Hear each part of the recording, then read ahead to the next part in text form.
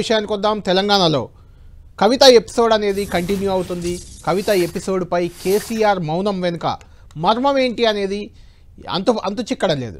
కవిత next step ఎలా ఉండబోతుంది, లేదంటే కవిత విషయంలో కేసీఆర్ ఎలాంటి స్టెప్ తీసుకోబోతున్నారు అనేది పార్టీ వర్గాల్లో, బీఆర్ఎస్ వర్గాల్లో తీవ్ర చర్చనీయాంశంగా సాగుతుంది. నిన్న ఈరోజు కూడా కవిత లేఖను అసలు లీక్ చేసింది ఎవరనే దానిపై సోషల్ మీడియా వేదికగా ఒక రకంగా యుద్ధమే జరుగుతుంది. కవిత వర్గం అంటే ఆమె వర్గం అంటే తెలంగాణ జాగృతి ఈ మధ్య బీసీ నినాదం ఎత్తుకున్నారు. కొన్ని బీసీ సంఘాలతో కూడా ఆమె సన్నిహితంగా ఉన్నారు. ఆ వర్గం అంతా కూడా కవిత లేఖను లీక్ చేసింది బీఆర్ఎస్ కీలక నేతలు కేటీఆర్ లేదంటే సంతోష్ కుమార్ అంటూ వాళ్ళు సోషల్ మీడియాలో పెద్ద ఎత్తున వైరల్ చేస్తున్నారు. ఇటు బీఆర్ఎస్ కూడా అంతకు ధీటుగా స్పందిస్తుంది. కవిత లేఖను కవితే లీక్ చేసుకుంది, కవితే లీక్ చేసి బురద జల్లే ప్రయత్నం చేస్తుంది కేటీఆర్ పై లేదంటే సంతోష్ కుమార్ పై లేదంటే మిగిలిన నాయకులపై అంటూ పెద్ద ఎత్తున ప్రతిదాడి మొదలుపెట్టారు. ఇలాంటి నేపథ్యంలో ఈ ఎపిసోడ్కి అసలు ఎలాంటి ముగింపు ఉండబోతుంది? కవిత సరెండర్ అయిపోయి సైలెంట్ అవుతారా, లేదంటే కవిత మళ్ళీ ఏమైనా రియాక్ట్ అవుతే కేసీఆర్ ఆమెను సస్పెండ్ చేస్తారా? ఏం జరగబోతుంది అనేది ఇప్పుడు బీఆర్ఎస్ వర్గాల్లోనే కాదు తెలంగాణ రాజకీయాల్లో కూడా ఒక పెద్ద హాట్ టాపిక్గా మారింది. వాస్తవానికి ఈరోజు కాళేశ్వరం పుష్కరాలకు వెళ్లేందుకు కవిత సిద్ధమయ్యారు. ఈరోజు 9 గంటలకు ఆమె వెళ్తున్నారని కూడా సమాచారం వచ్చింది, ఓపెన్గానే చెప్పారు. ఆ తర్వాత చివరి నిమిషంలో ఆ కాళేశ్వరం పుష్కర టూర్ని కూడా కవిత క్యాన్సిల్ చేసుకున్నారు. అక్కడికి వెళ్తే ఏదోటి మాట్లాడాల్సి వస్తుందన్నా లేదంటే మీడియా అడుగుతుందన్నా కారణం ఏదైనా మొత్తానికి ఆమె క్యాన్సిల్ చేసుకున్నారు, ఇంటికే పరిమితమయ్యారు. అటు కేసీఆర్ ఫామ్ హౌస్లో నిన్న కేటీఆర్తో భేటీ అయ్యారు. ఈ అంశంపై సుదీర్ఘంగా చర్చించారు. 2.5 గంటల పాటు చర్చించారు ఈ విషయంపై ఎలా ముందుకెళ్లాలని. ఎందుకంటే ఇది పార్టీ నాయకురాలకి పార్టీకి ఉన్న మధ్య వివాదం కాదు. పార్టీ నాయకురాలతో పాటు ఆమె సొంత కూతురు కూడా కేటీఆర్కి సొంత సోదరి. ఆమె విషయంలో ఎలా ముందుకెళ్ళాలి, ఆమె అలా ఎందుకు బిహేవ్ చేస్తుంది అనేది కూడా చర్చించినట్లు మనకు తెలుస్తుంది. మళ్ళీ కవిత మాట్లాడిన తర్వాతే ఒక నిర్ణయం తీసుకుందామంటూ కేటీఆర్ మొత్తానికి ఒక నిర్ణయానికి వచ్చినట్లు తెలుస్తుంది. ఇదే సమయంలో బీఆర్ఎస్ పరంగా ఏమైనా రియాక్ట్ అయితేనే మళ్ళీ రియాక్ట్ అయిదామని కవిత సైలెంట్ అయినట్లు ఇంట్లోనే ఉన్నారామె, ఆమె మాట్లాడట్లేదు. కాబట్టి ఈ అంశం ఏం జరగబోతుంది అనేది సర్వత్రా ఆసక్తి ఉంది. దీనిపై చర్చిద్దాం. మనతో పాటు జన అవుతున్నారు ప్రముఖ రాజకీయ విశ్లేషకులు ప్రొఫెసర్ నాగేశ్వర్ గారు మనకు లైవ్లో అందుబాటులో ఉన్నారు. నాగేశ్వర్ గారితో మాట్లాడదాం. నాగేశ్వర్ గారు, ఇప్పుడు తెలంగాణ రాజకీయాల్లో కవిత లేఖ అనేది ఆ ప్రకంపనలు మొన్న 2-3 రోజుల క్రితమే మొదలైనా ఇంకా అవి సాగుతూనే ఉన్నాయి. ఈరోజు కూడా ఏం జరుగుతుంది, అసలు కవిత వైఖరి ఎలా ఉండబోతుంది, కేసీఆర్ ఏం చేయబోతున్నారు, కవిత సరెండర్ అవుతారా, కేసీఆర్ సస్పెండ్ చేస్తారా, ఇలాంటి చర్చ పెద్ద ఎత్తున జరుగుతుంది. అటు కవిత కూడా ఇంటికే పరిమితమయ్యారు, ఇంట్లోనే ఉన్నారు, మళ్ళీ ఒక్క మాట కూడా మాట్లాడలేదు. ఎయిర్పోర్ట్ నుంచి ఇంటికి చేరుకున్న తర్వాత ఈ వ్యవహారం మీరు చాలా దగ్గర నుంచి అబ్జర్వ్ చేస్తున్నారు కాబట్టి ఏం జరిగే అవకాశం కనిపిస్తుంది ఇందులో? అంటే సహజంగా ఇలాంటి పరిణామాలు వచ్చినప్పుడు కళ్యాణ్ కొంతకాలము ఓపిక పడుతూ ఉంటారు రెండు వైపులా కూడా. ఎందుకంటే తొందరపడి నిర్ణయం తీసుకునే అంశము అటు కేసీఆర్కు కాదు, ఇటు కవితకు కాదు.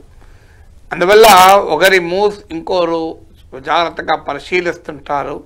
ఇక అనివార్యమైనప్పుడు మాత్రమే ఇది బ్రేకింగ్ పాయింట్కి వస్తుంది.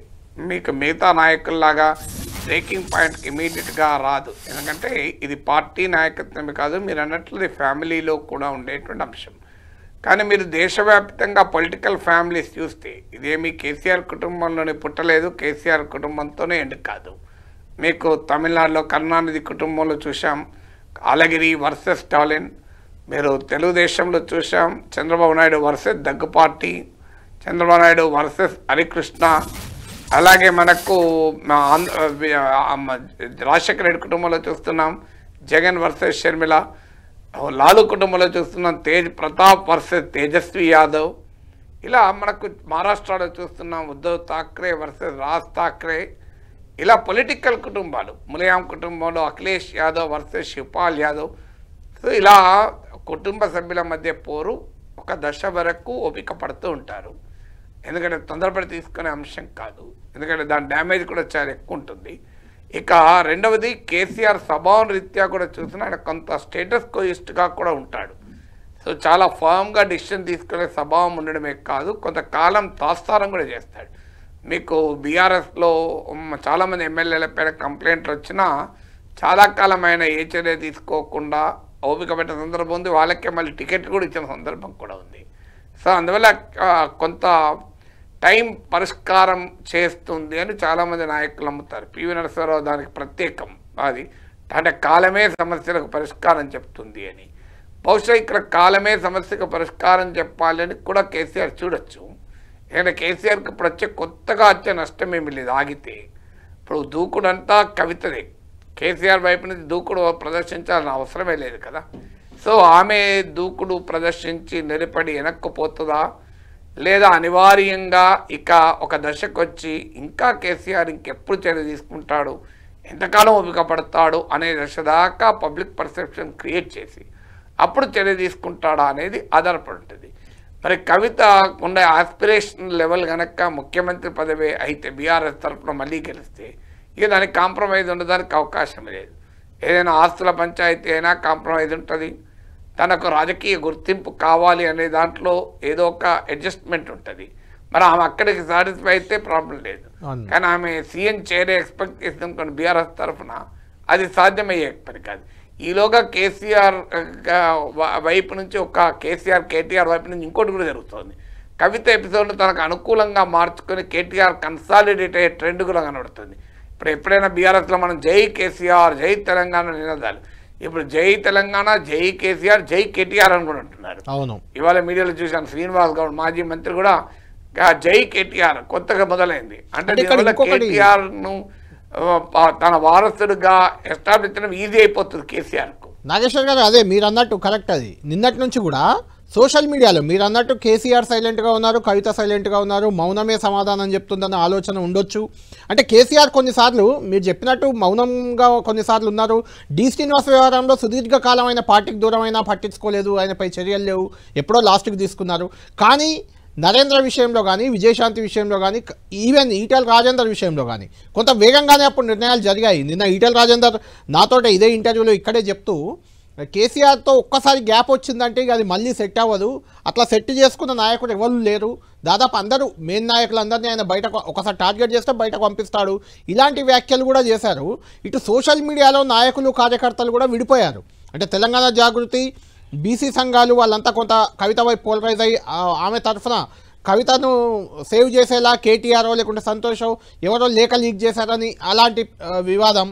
ఇటు బీఆర్ఎస్ మొత్తం ఏకతాటిపైకి వచ్చింది, అవుట్ రైట్గా కేటీఆర్ వైపు ఉండి కవితపై కవితే లీక్ చేసిందంటూ కూడా పోస్టులు సోషల్ మీడియాలో పెద్ద ఎత్తున నడుస్తున్నాయి. అంటే ఇది అన్న చెల్లి పంచాయతీగా కూడా కనిపిస్తుంది. అంటే మీకు ఈటలేంద్ర అన్నది కొంతవరకు నిజం, పాక్షికంగా నిజం. ఒకసారి గ్యాప్ వస్తే కేసీఆర్తో అంత సులభంగా ఫిక్స్ కాదు. మీరు చెప్పినట్టు నరేంద్ర, విజయశాంతి, ఈటలేంద్ర కాదు, పార్టీలో లేకపోయినా ఉద్యమంలో ప్రొఫెసర్ కోదండరామ్ గ్యాప్ కూడా మనం చూసాం. అవును. సో కేసీఆర్తో కోదండరామ్ సార్ గ్యాప్ వస్తే అది ఇప్పటికీ తేలలే కదా.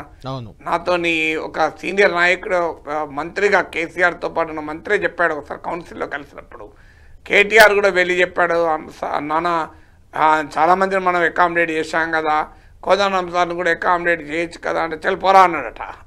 సో అందువల్ల కేసీఆర్ ఆ రకంగా గ్యాప్ వస్తే ఫిక్స్ కావడం అంత ఈజీ కాదు అన్నది నిజం. కానీ అదే సమయంలో ఈటెల రాజేందర్ పైన కూడా వేగంగా తీసుకోలేదు. మీరు గమనిస్తే చాలా రోజులు పట్టింది ఈటెల రాజేందర్ యజమాన్, మేము కూడా యజమానులే అనడం, అప్పటి నుంచి గ్యాప్ కంటిన్యూ అవుతూనే వచ్చింది, అది ఎక్కడ కూడా కలిసిపోలేదు. మళ్ళీ కంటిన్యూ అయింది కారణం ఈటెల రాజేందర్ కూడా కంటిన్యూ కావాలని కోరుకున్నాడు కదా. ఈటెల రాజేందర్ గ్యాప్ కోరుకోకపోతే కంటిన్యూ అయ్యేది కాదు కదా. ఆయన గ్యాప్ కంటిన్యూ కావాలని కోరుకున్నాడు. ఈటెల రాజేందర్ కూడా తనను కేసీఆర్ సస్పెండ్ చేసేదాకా విక్టిమ్గా ఉండాలని కోరుకున్నాడు. ఆ మేరకు ఆయన అది సక్సెస్ కూడా అయ్యి హుజూరాబాద్ 25,000 మేరతో గెలిచాడు. కేసీఆర్ సర్వశక్తులు ఒడ్డిన, కేసీఆర్ అధికారంలో ఉన్న మీకు ఆ రోజుల్లో రాజేందర్ స్లోగన్ కూడా మీరు గమనిస్తే, బిడ్డా నిన్ను కడుపులో పెట్టుకొని చూసుకుంటాం బిడ్డా, నువ్వు కేసీఆర్ ఇంత అన్యాయం చేసింది బిడ్డ అని అంటున్నారు ప్రజలు అని చెప్పి ఆ రోజుల్లో రాజేందర్ పెద్ద స్లోగన్.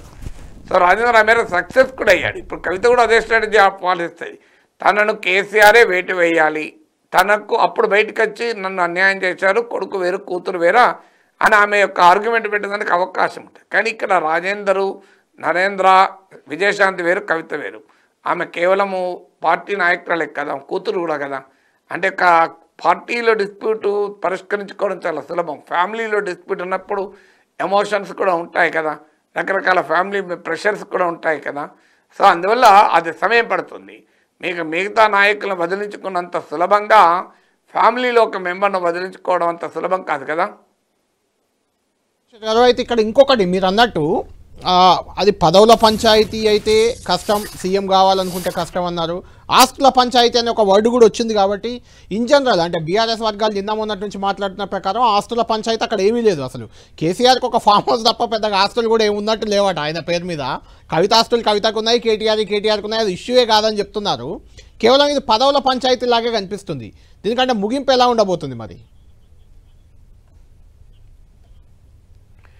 ఆస్తుల పంచాయతీ మొత్తానికి లేదని మనం కంక్లూడ్ కూడా చేయలేము.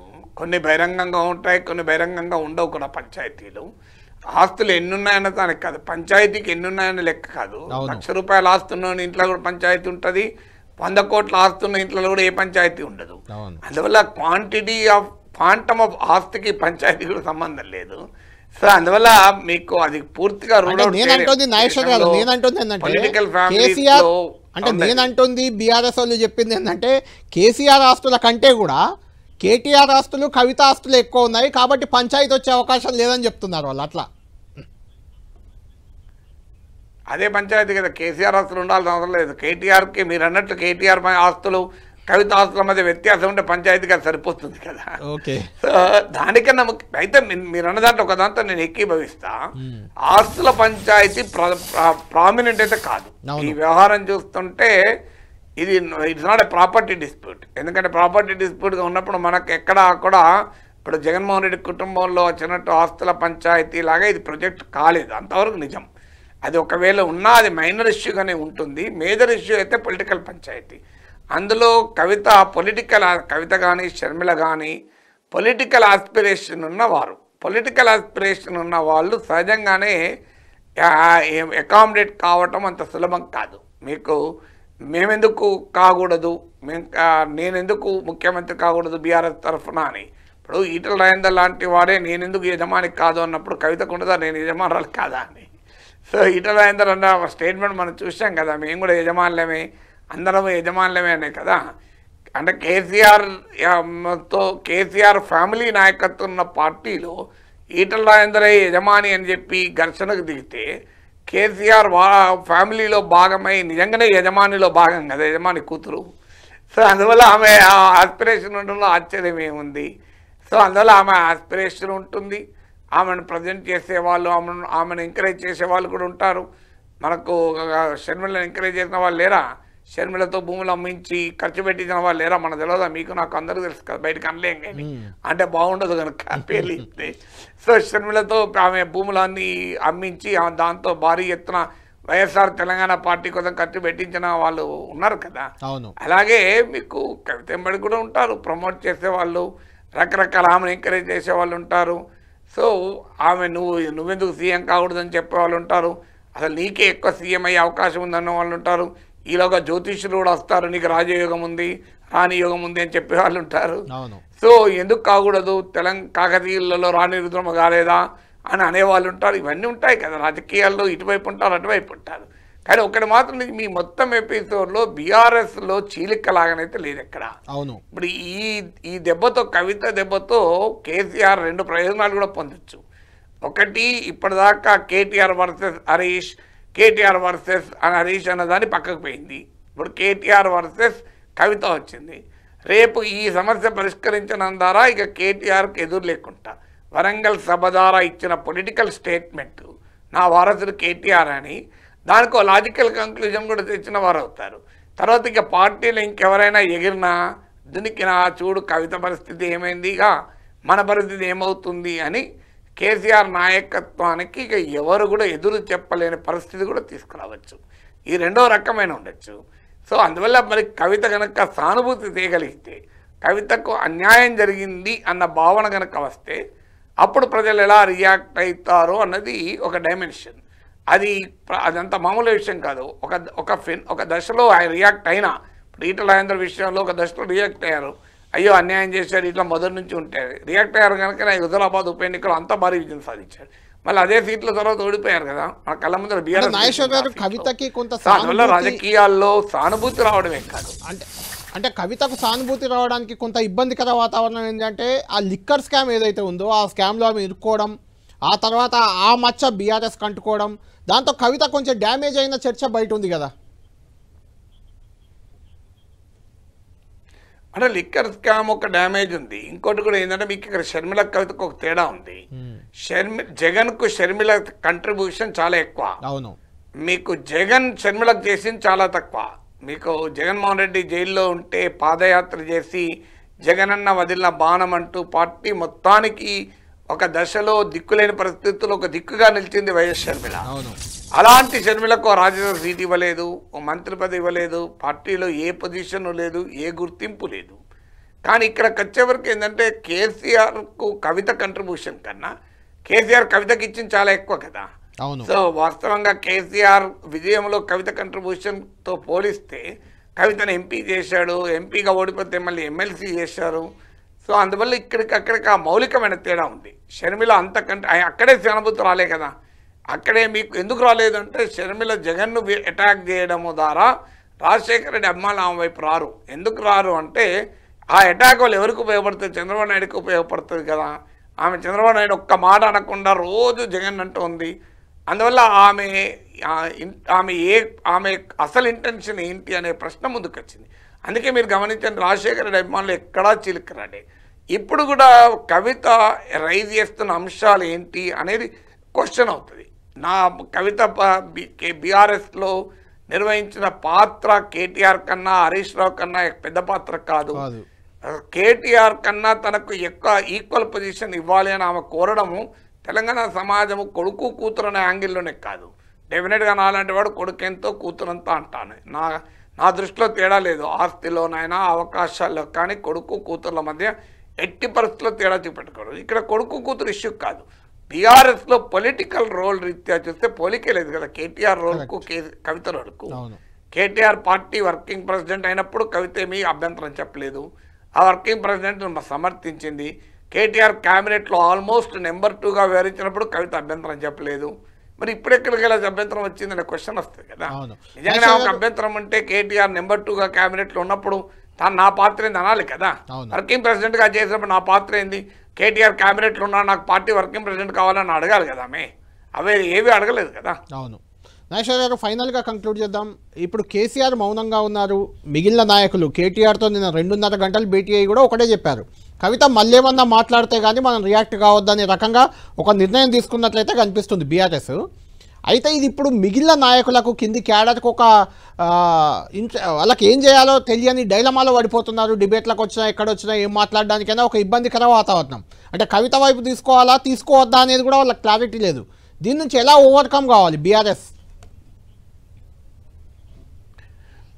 అంటే ఇనీషియల్గా అలా ఉంటుంది. మీకు షర్మిల వ్యవహారం వచ్చినప్పుడు మొదట్లో వైఎస్ఆర్ కాంగ్రెస్ నాయకులు ఎవరు మాట్లాడలేదు. ఒక దశ వచ్చినాక షర్మిల పైన తీవ్రంగా అటాక్ చేయడం మొదలుపెట్టారు. కవిత విషయంలో కూడా అదే జరుగుతుంది. కేసీఆర్ నిర్ణయం తీసుకునేంత వరకు బీఆర్ఎస్ వాళ్ళు ఓపిక పడతారు కదా నాయకులు. ఎందుకంటే ఎక్కడో చోట ఏమో తండ్రి కూతుర్లు ఎంత అనుకున్న వాళ్ళు ఒకటి మధ్యలో మనం పిచ్చోళ్ళం అవుతాం ఎందుకు దూరాలి అనుకుంటారు కదా. రేపు పొరపాటున పరిస్థితులు మారి కేటీఆర్ కవిత మళ్ళీ ఏకమయ్యారనుకోండి, నాన్న అంటే బిడ్డ అనేది, నాన్న అంటే బిడ్డ కాకుండా పోతారా నాన్న కాకుండా పోతారా, ఆ ప్రేమానురాగాలు ఎక్కడ పోతాయి? మనం ఎన్ని గొడవలు ఉన్నా అల్టిమేట్గా తండ్రి కూతుర్లే కదా. ఆ ప్రేమ ఉంటుంది కదా, తండ్రికి ఉంటుంది కూతురికి ఉంటుంది. సో వాళ్ళు ఎప్పుడైనా ఏకమయ్యే అవకాశం ఉంటుంది. ఏకమైతే వీళ్ళు పిచ్చోళ్ళు అవుతారు కదా. అందుకే ఎవరు కూడా దీంట్లో దూరేటువంటి ప్రయత్నం చేయరు. ఇది వేరే నాయకుడు అయితే ఇప్పటికి దూరేవాళ్ళు. ఇది తండ్రికి కూతురుకు మధ్య అంశం, చెల్లికి అన్నకు మధ్య అంశం కనుక తొందరపడి దూరితే వాళ్ళు ఒకటైపోతారు ఫ్యామిలీ. రేపు మనమే ఇద్దరు కలిసి మన సంగతి చెప్తారు అనుకుంటున్నారు. ఒకటి కేసీఆర్ నుంచి ఇండికేషన్ సిగ్నల్ రాకుండా కవిత మీద ఎందుకు విరుచుకపడి ఇది ఎంత ఎవరైనా ఉంటే అభిమానులు. అయితే కేటీఆర్ ఒక మాట అన్నాడు మన కళ్యాణ్, చాలా క్లియర్గా అన్నాడు, పార్టీలో ఎవరైనా ఒకటే, అంతర్గత వేదికలపైన చెప్పాలి, పార్టీలో కోవట్లు రేవంత్ కోవట్లు ఉన్నారేమో అని నేరుగా కవితను ఉద్దేశించి అన్నాడు కదా. ఇంత మాట అంత పెద్ద మాట అన్నాడు అంటే చాలా కేటీఆర్ ఆల్రెడీ అంటే కవిత విషయంలో పార్టీ సీరియస్ గా ఉన్నట్టే భావించవచ్చా ఆయన వ్యాఖ్యలు ఆ సిచ్యువేషన్ చూస్తే? అనుమానమే లేదు. అనుమానం ఉన్నారు, సీరియస్గా ఉన్నారు, ఉంటారు కూడా. అనివార్యమైతే మనకు దేశమంతటా కూడా శివపాల్ యాదవ్, తేజ్ ప్రతాప్ యాదవ్, అలగిరి ఎంతమంది లేరు మనకు దేశంలో. రాజ్ ఠాక్రే వీళ్ళందరి విషయంలో ఏం జరిగింది? సో అనివార్యంగా నీకు ఒకే ఓరలో రెండు కత్తులు. ఇప్పుడు ఎవరు ఇందులో క్లియర్గా కేసీఆర్ కాంప్రమైజ్ అయ్యేది ఏమీ లేదు. కేసీఆర్ కవిత డిమాండ్లకు అంగీకరించి కేటీఆర్ను పక్కకు పెట్టి కవితను పార్టీ నాయకత్వం ఇచ్చే ప్రసక్తే లేదు. ఇక ఒకవేళ ఏమన్నా కాంప్రమైజ్ అయితే కవితనే కాంప్రమైజ్ కాదు. నెక్స్ట్ టు కేటీఆర్ నువ్వు ఏం కావాలో కోరుకో, నువ్వు స్టాలిన్ కనుమజిలాగా ఉండాలంటే ఉండుకో, కానీ ఆ పొజిషన్ తప్ప ఏదన్నా అడుగు అంటారు. సో అందువల్ల ఆమెకు నాకు ఆ పొజిషనే కావాలి అన్నారు అనుకోండి, ఇక పంచాయతీ ఎక్కడ వెళ్తుంది, తేలే అవకాశం లేదు. అందువల్ల ఇప్పుడు బంతి కేసీఆర్ కోర్టులో లేదు, బంతి కవిత కోర్టులో ఉంది. కేసీఆర్ ఏమున్నది క్లియర్గా, కేసీఆర్ ఇప్పుడు ఉదాహరణకు కేటీఆర్ ప్లేస్ కాక ఇంకే ప్లేస్ ఉన్నాడు కవితకి ఇస్తాడు, ఇవ్వకుండా ఎందుకుంటాడు? కానీ అదే ప్లేస్ కావాలంటే మాత్రం ఇచ్చే అవకాశం లేదు. అప్పుడు కవిత ఇంకో దారి చూసుకోవాల్సిందే కదా. థ్యాంక్ యూ నాగేశ్వర్ గారు. మొత్తానికి కవిత వ్యవహారంలో ఇప్పుడు బంతి అనేది కేసీఆర్ కోర్టులో లేదు, అది కవిత కోర్టులోనే ఉంది. ఆమె సరెండర్ అయితే ఓకే, లేకుంటే సస్పెండే అనేది నాగేశ్వర్ గారి విశ్లేషణ అయినా జనంలో ఉన్న టాక్ అయినా ఏదైనా అదే రకంగా ఉంది. చూడాలి ఏం జరుగుతుంది, ఈ వ్యవహారం ఎక్కడికి పోతుంది అనేది వేచి చూడాలి. ఇది ప్రైమ్ టైం డిబేట్.